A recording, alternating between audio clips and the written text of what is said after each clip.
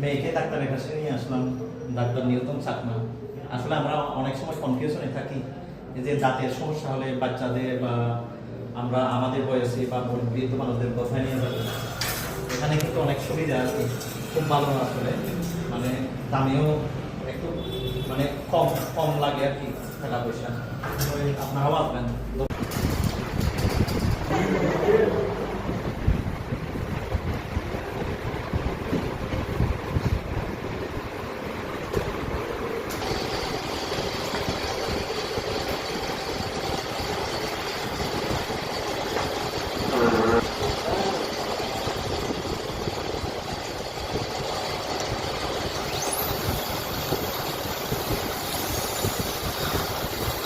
দাঁতের সমস্যা হলে বাচ্চাদের বা আমরা আমাদের বয়সী বা বৃদ্ধ মানুষদের কোথায় নিয়ে যাবো।